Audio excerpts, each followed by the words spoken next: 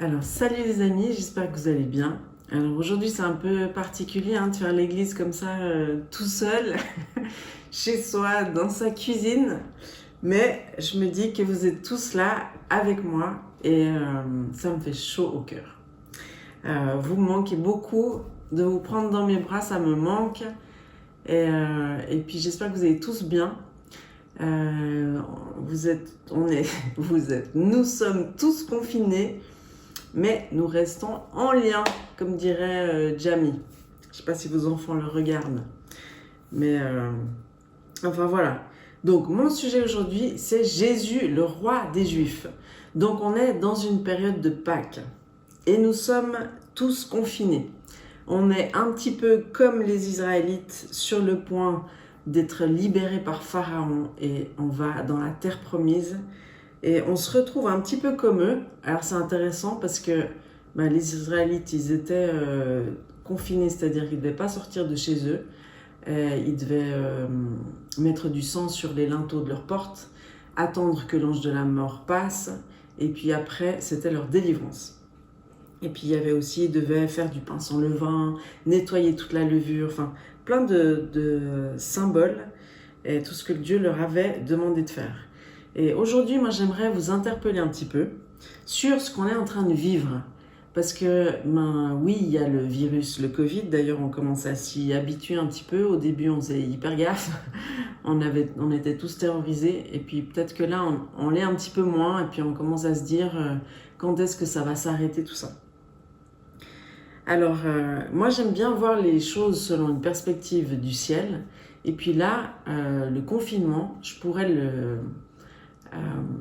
le comparer, en tout cas pour ceux qui sont dans leur maison, même pour ceux peut-être qui traversent des choses plus dramatiques, mais j'ai l'impression que c'est comme une embuscade du ciel, comme une prise au piège, mais bienveillante de Dieu pour nous ramener à lui.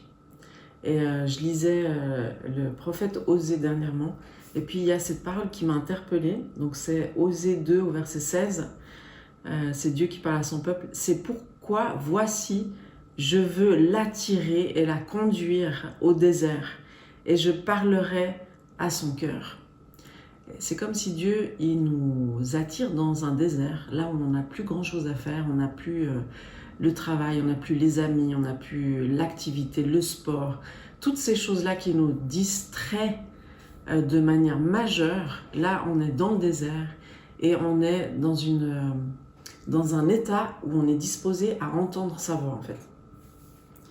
Et on est comme dans un sas unique de transformation pour passer à l'étape suivante. Donc on ne sait pas trop ce que ça va être l'étape suivante, on ne sait pas trop la crise qu'on va traverser, mais moi j'aimerais parler plus particulièrement de la famille dans laquelle on se retrouve, l'état familial dans lequel on est confiné. Et donc j'aimerais revenir sur Jésus, le roi des Juifs. C'est important de se rappeler que c'était le roi des Juifs. En tout cas, c'est ça que Dieu a voulu laisser écrire sur la croix, le roi des Juifs. Donc il y a eu des tentatives pour enlever cet écrit, mais Dieu en a décidé autrement. Donc Jésus est bien le roi des Juifs. Jésus est en train de reparamétrer son Église, sa bien-aimée. Il la tire à lui pour la parer et pour la préparer. Moi, je prends conscience de deux choses en fait. C'est que quand on se retrouvera en face de Jésus, alors c'est vrai que ces histoires de confinement, ça nous challenge sur toutes nos peurs, la peur de mourir, la peur de perdre un être cher, la peur de manquer, la peur de ne pas pouvoir contrôler l'avenir ou prévoir ou planifier. Toutes ces peurs sont activées. Mais en même temps, Dieu, il sait que tant qu'on ne va pas les confronter, ces peurs, il ne pourra pas les gérer, il ne pourra pas s'en occuper et on ne pourra pas lui les lâcher. Il y a deux questions que Jésus va nous poser quand on va se retrouver en face de lui. Une fois qu'on aura fini notre mission sur terre, c'est déjà la question qu'on va se poser, c'est est-ce que je suis connu de Dieu? Moi, il y a toujours ce passage dans Matthieu 7 au verset 22 qui m'a interpellée. Quand les personnes, c'est-à-dire les chrétiens ou les personnes qui pensent appartenir à Jésus disent « Mais on a prophétisé en ton nom, on a guéri des malades, on a chassé des démons. » Et puis Jésus leur dit « Ben retirez-vous de moi, je ne vous connais pas. » Et ça, je trouve que c'est le pire truc qu'on pourrait entendre Jésus dire de nous. Donc c'est important de se dire, est-ce que je suis connu de Jésus et est-ce que je le connais? Et ça, il n'y a qu'une manière de savoir, c'est d'être dans l'intimité avec lui. Parce que quand on vit l'intimité avec Jésus, il nous connaît et on le connaît. Il n'y a que ce moyen-là, en fait. On peut, oui, bien sûr, étudier la Bible, connaître ses lois, toutes ces choses-là. Mais à un moment donné, c'est une rencontre et puis c'est une relation. Et puis il y a une question fondamentale que Jésus va nous poser quand on aura fini notre mission sur Terre, c'est est-ce que tu as appris à aimer? Parce qu'en fait le but d'une vie, c'est de développer l'amour en nous. Et déjà de se rendre compte que notre amour propre est limité, très limité, quand on entend cette loi qui dit aimez-vous les uns les autres, on dit bah oui, moi je suis super cool, moi je peux aimer mon voisin, moi je peux aimer... les gens autour de moi qui sont en demande. Moi j'aime tout le monde, mais en fait, je ne m'entends pas avec mon mari. Et puis mes enfants, j'ai du mal avec eux. Et puis au final, ceux qui nous connaissent le mieux aussi, ceux avec qui on ne peut pas jouer les masques, jouer quelqu'un d'autre que qui on est, c'est notre famille proche.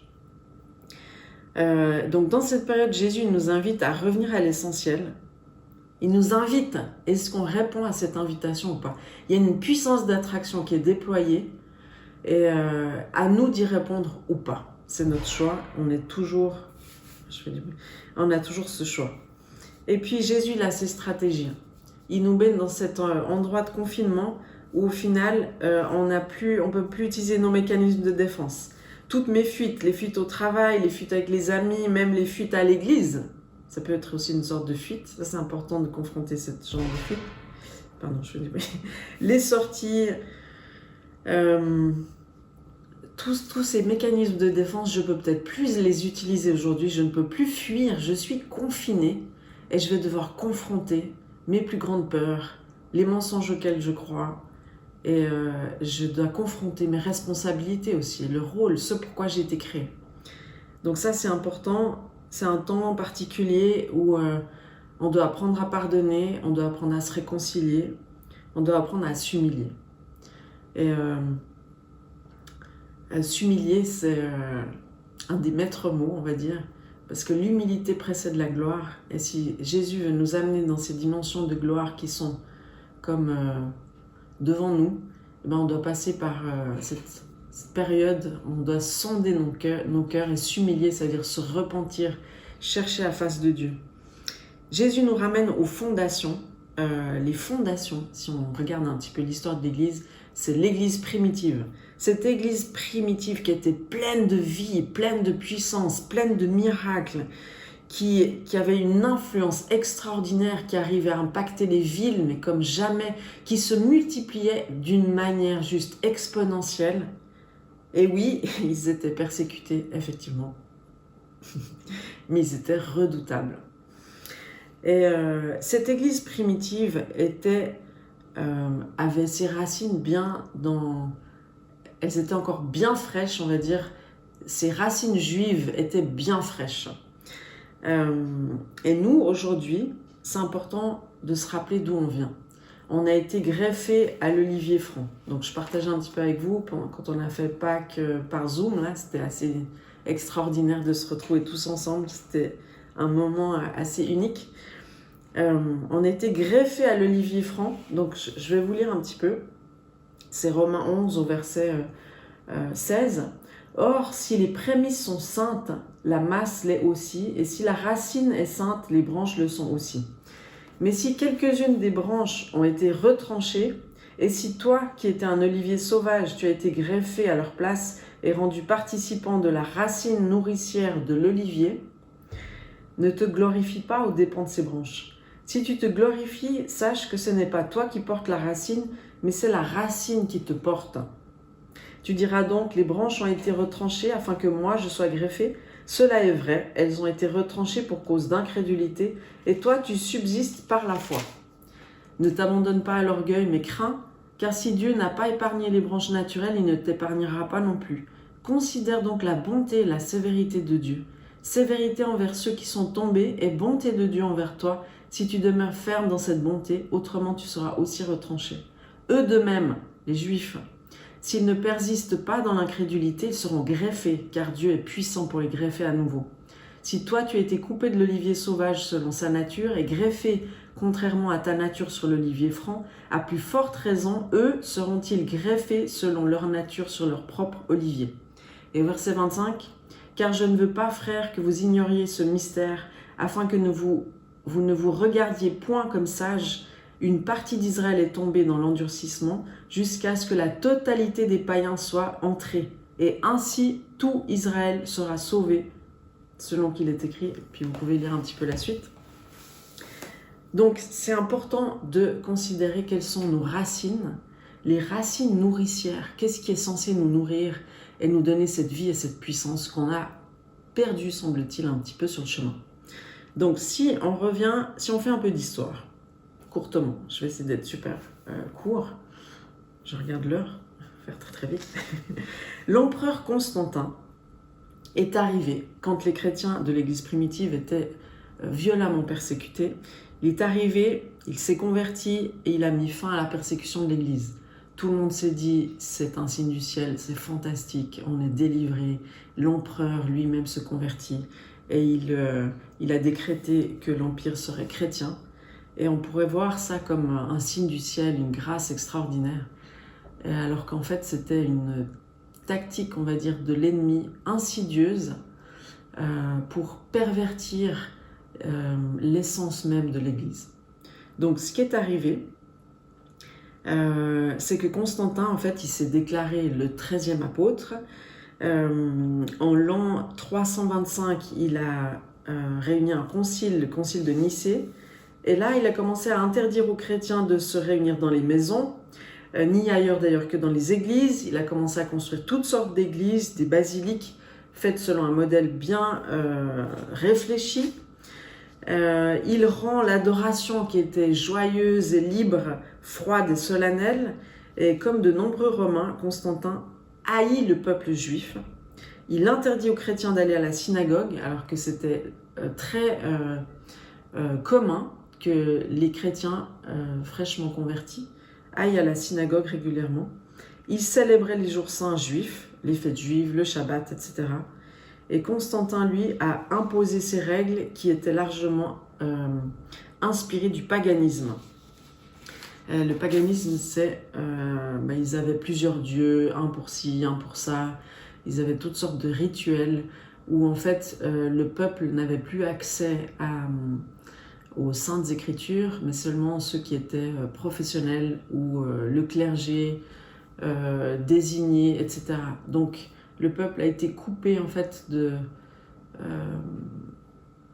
d'une des choses les plus importantes, qui était de se retrouver premièrement en famille dans les maisons, et puis après coupé des écritures, coupé de la joie contagieuse, etc.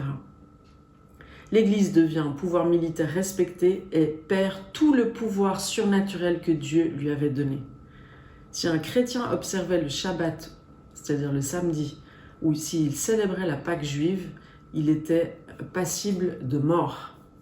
Donc là, on peut être reconnaissant de pouvoir faire toutes ces choses sans encore en être persécuté. Donc les pertes dans l'histoire, c'est l'attitude hébraïque envers Dieu. C'est-à-dire que le peuple hébreu avait une crainte profonde de Dieu, un grand respect. Et il lisait les Écritures non pour comprendre Dieu, l'analyser, le sculpter de près, le définir, essayer de le comprendre. Mais ça, c'était la pensée grecque, c'est d'essayer de tout comprendre, de tout contrôler par l'intellect. Alors que la pensée hébraïque, c'est d'accueillir Dieu et de l'aimer, de l'adorer et de l'aimer, et d'avoir cette profonde conviction qu'on ne peut pas appréhender Dieu parce qu'il est tellement supérieur à nous. Donc là, il y a une confrontation entre ces deux esprits, grec et hébraïque, qui vient atteindre la perception qu'on a de Dieu. Et au final, avec les années, l'Église s'est lancée dans plusieurs siècles de débats théologiques improductifs pour essayer de comprendre et d'appréhender Dieu sous toutes ses formes, ce qui nous a éloignés de l'essentiel. Qu'est-ce qui nous a éloignés encore de l'essentiel? C'est l'attitude hébraïque envers les Écritures. Les Écritures, pour les Juifs, c'est quelque chose de vraiment saint, digne de révérence, de respect. Les Écritures, c'est-à-dire la Torah, quand dans la synagogue, il sortait le rouleau de la Torah et puis il l'amenait au centre de la synagogue pour enseigner le peuple. Et alors qu'il sortait le rouleau de la Torah et qu'il l'amenait, il passait dans les rangs et les gens qui étaient proches, ils touchaient la Torah avec respect, puis après ils mettaient leur doigt sur les lèvres comme si c'était tellement précieux qu'on devait y goûter comme un mets délicat. Et donc chaque semaine, c'était un petit peu ce rituel. Chaque juif lisait la Torah, étudiait la Torah dès leur plus jeune âge, à 3 ans, dans les familles juives pratiquantes. Les enfants de 3 ans commencent à apprendre l'hébreu. À 6 ans, ils commencent à lire l'hébreu et puis à apprendre des portions de la Torah par cœur. Puis à l'âge de 13 ans, ils ont déjà une grande compréhension de la Torah, qu'ils savent quasi par cœur. Et puis ça, on le voit bien avec Jésus quand il enseignait la Torah à 12 ans, à son âge. Donc il y a une grande connaissance des Écritures.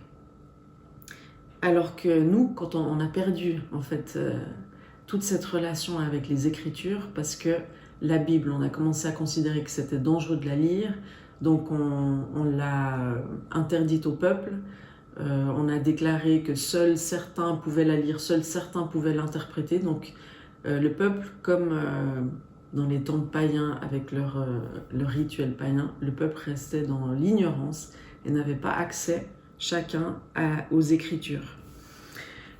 Pourquoi on a besoin d'avoir accès aux Écritures? Pourquoi on a besoin de lire la parole de Dieu tellement régulièrement, chaque jour, de s'en nourrir? Déjà parce que c'est un pain de vie, déjà parce que la parole de Dieu, elle est vivante, elle est efficace, c'est Jésus personnifié, mais c'est surtout, comme nous décrit Romains 12 au verset 2, ne vous conformez pas au siècle présent, mais soyez transformés par le renouvellement de l'intelligence, afin que vous discerniez quelle est la volonté de Dieu, ce qui est bon, agréable et parfait.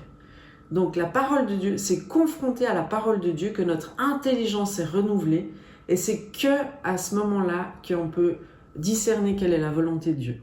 Sinon, on reste ignorant et on ne sait pas ce que Dieu attend de nous, on ne sait pas ce qui est bon, ni agréable, ni parfait. Donc ça nous laisse dans l'ignorance, et dans l'ignorance à ce stade, on ne peut pas accomplir les plans de Dieu pour nos vies. Donc voilà ce qui nous a été aussi volé. Et c'est important de comprendre que selon Dieu, on est tous appelés à prophétiser, on est tous appelés à parler en langue, même si on n'a pas tous le ministère de prophète, tous on n'a pas, certains dans les églises, ils ont en particulier le don de parler en langue, où il y a quelqu'un qui interprète ou eux-mêmes interprètent. Quand on dit tous, est-ce que tous parlent en langue? Non. Eh bien, ça n'a pas un rapport avec le fait que tout le monde parle en langue, mais ça parle des ministères. Tous sont appelés à être baptisés d'eau et baptisés du Saint-Esprit. On voit dans le livre des Actes que quand une famille, on parle toujours de famille en fait, quand une famille recevait la bonne nouvelle de l'Évangile, toute la famille se faisait baptiser. Donc il y avait certainement des enfants avec eux, ils se faisaient baptiser avec la famille. Il y a un seul médiateur, c'est ni les prêtres, ni les pasteurs, ni même les enseignants de la Bible, ni personne ne peut pardonner vos péchés à la place de Dieu. Le seul médiateur entre Dieu et nous, c'est Jésus. C'est le seul médiateur. Nul ne vient au Père que par moi, dit Jésus, qui s'annonce comme étant le chemin, la vérité et la vie. Je vous donne un petit exemple d'ignorance. Nous, quand on fait les enseignements, les conférences Ésaïe 61, on enseigne sur le pardon, on enseigne sur différentes choses, notamment sur la délivrance, et puis sur qu'est-ce que Dieu dit de l'occultisme, par exemple, d'aller voir une voyante, d'aller voir un guérisseur, de prendre de l'homéopathie, de faire de l'acupuncture, de faire toutes sortes de médecines parallèles. Et puis on se rend compte en fait de l'ignorance des gens concernant les Écritures. On leur lit des passages qui nous disent « mais c'est écrit ça dans la Bible, j'avais jamais lu ça ». Donc, je vous donne un petit exemple. On va lire Deutéronome 18 au verset 9, qui dit « Lorsque tu seras entré dans le pays que l'Éternel ton Dieu te donne, tu n'apprendras pas à imiter les abominations de ces nations-là, qu'on ne trouve chez toi personne qui fasse passer son fils ou sa fille par le feu. » Ça, c'était les sacrifices d'enfants qui se faisaient à l'époque. « Personne qui exerce le métier de devin, d'astrologue, d'augure, de magicien, d'enchanteur, personne qui consulte ceux qui évoquent les esprits ou disent la bonne aventure, personne qui interroge les morts, car quiconque fait ces choses est en abomination à l'Éternel. Et c'est à cause de ces abominations que l'Éternel ton Dieu va chasser ces nations devant toi. Tu seras entièrement à l'Éternel ton Dieu, car ces nations que tu chasseras écoutent les astrologues et les devins, mais toi, l'Éternel ton Dieu ne le permet pas. » Donc on dit, ah mais moi, les augures, non. Je vous donne 2-3 petits exemples. Est-ce que tu fais des vœux quand tu vois passer une étoile filante? Ou avant de souffler les bougies d'anniversaire? Est-ce que tu croises les doigts quand tu dis je croise les doigts hein, que ça ne m'arrivera pas? Est-ce que tu touches du bois quand tu dis certaines choses? Est-ce que tu mets un fer à cheval sur ta voiture pour attirer comme porte-bonheur? Est-ce que quand tu vois un chat noir, tu t'inquiètes du malheur qui va t'arriver? Toutes ces petites choses-là, c'est des augures. Donc ça, pour Dieu, c'est toute forme de superstition. Si tu as un objet que tu portes sur toi pour avoir de la chance, même si tu mets ta Bible, la Bible, ça peut devenir un porte-bonheur, hein, selon... Je veux dire, tout peut devenir une idole. Si tu mets ta Bible sous ton oreiller pour être sûr, enfin ouvert à la page du psaume 91 pour être sûr de ne pas attraper le coronavirus, ça, c'est pas la foi, c'est de la superstition et ça n'a rien à voir avec ce que nous demande Dieu, en fait. Donc, voilà un petit exemple d'ignorance. Une autre chose qui nous a été volée, c'est la vie spirituelle qui commence dans la maison. Et c'est là que je veux vraiment en venir aujourd'hui. On est confinés, on se retrouve dans la maison et Dieu il est en train de nous montrer que c'est là que commence notre vie spirituelle. Le lieu central d'adoration, c'est la maison. C'est un petit sanctuaire. Les Juifs disaient c'était Mikdash Meyat. Et c'est là qu'on enseignait la parole, qu'on louait Dieu, qu'on célébrait Dieu dans la joie autour d'un repas. C'est là où le Père bénissait toute sa famille. Tous les pères chez les Juifs sont des leaders spirituels dans leur famille déjà. Donc après, pourquoi l'Église primitive aussi a grandi d'une manière extraordinaire? C'est parce que tous les Juifs messianiques étaient déjà des leaders formés dès leur plus tendre enfance, aux Écritures, à la prière. Et ils ont été activés par l'action du Saint-Esprit, par la révélation de Jésus. Et puis là, il y a une explosion extraordinaire, alors que nous, des fois, on galère pour former des leaders de base, des leaders de secteur, parce qu'on se rend compte qu'il faut les enseigner dans la parole de Dieu, on se rend compte que le caractère a besoin d'être travaillé, on se rend compte qu'il y a beaucoup de délivrance à faire, beaucoup de guérison identitaire. Donc, c'est tout un travail, parce que aussi, on n'a pas été formé comme Jésus, comme Dieu, comme le Saint-Esprit avait prévu de former les familles à la base, dans son essence. Le Shabbat, c'était le noyau central de la vie spirituelle de tous les membres de la première Église, et cela dès leur plus tendre enfance. Puis, après, il y avait les églises de maison. Ça commençait par le Shabbat, le vendredi soir, en famille, où on enseignait la parole de Dieu, autour d'un repas. Ça, il n'y a rien de plus pédagogique que les fêtes juives et que les repos instaurés par Dieu pour enseigner d'une génération à l'autre. Vous voyez que les bénédictions que Dieu veut envoyer, elles doivent se transmettre d'une génération à l'autre. Si tu es père ou mère de famille, tu dois être formé dans la parole de Dieu parce que tu as des disciples à former qui sont tes enfants et ça, tu peux les former dès leur plus jeune âge. C'est ta responsabilité. Et puis là, Dieu il est en train de nous tirer des sonnettes d'alarme en disant « c'est là que je vous attends, dans vos maisons ». Je veux que vous réappreniez la parole de Dieu à vos enfants déjà pour vous-même, que vous commenciez à lire la parole de Dieu si ce n'est pas le cas, que vous l'appreniez, que vous la mangiez, que vous cherchiez la face de Dieu seul avec vos enfants. Si vous avez regardé ma petite vidéo sur la prière à 18h, C'était tout un challenge de chaque jour mettre une alarme, prier à 18h pour les familles, pour ma famille, etc. Mais ça a déjà porté du fruit parce qu'aujourd'hui, on a une petite salle de prière et à 18h, il y a des alarmes qui sonnent et on se rejoint. Il n'y a pas toujours tout le monde, mais il y a toujours du monde pour prier à 18h dans ma famille. C'est fantastique. C'est comme si on a une petite église à la maison. Et puis, qu'est-ce qu'on a perdu? C'est aussi l'attitude de break, c'est-à-dire la joie communicative. Quand Constantin a mis ses règles pour l'Église, on a perdu toute la joie, la célébration, la réjouissance, les danses saintes d'encens. Qu'est-ce qui est le plus contagieux? Bon, là, on est dans la contagion du virus coronavirus, d'accord? Mais il y a quelque chose d'extrêmement contagieux, c'est un chrétien joyeux et reconnaissant. Il n'y a rien de plus contagieux et de plus bénissant qu'un chrétien joyeux et reconnaissant. Donc voilà, moi je veux juste vous encourager.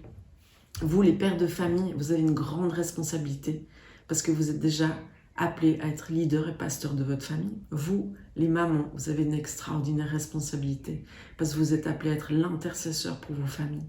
La prophète, celle qui reçoit les paroles de Dieu et qui les soumet à son mari, celle qui prie pour ses enfants, celle qui prie à 18h, celle qui prie pour sa famille, celle qui ramène le fuel spirituel dans la famille, avec le père aussi. Mais il y a des rôles extraordinaires quand les apôtres et les prophètes se rencontrent. C'est déjà premièrement dans la famille. Et après, il y a tout qui découle de ça. Voilà. Alors, j'espère que je n'ai pas été trop longue. Mais je vous bénis. Le Seigneur vous attire à l'essentiel, c'est ici dans les familles. Et les célibataires, je ne vous ai pas oublié, parce que je sais que Dieu va mettre dans vos cœurs cet esprit de famille. Et c'est pour ça qu'on va se rencontrer aussi en tant qu'Église pour former la famille plus large, pour être la famille des familles. Voilà, soyez bénis, je vous aime fort, je prie pour vous chaque jour à 18h. Et puis j'espère à tout bientôt pour vous serrer dans mes bras. Bisous.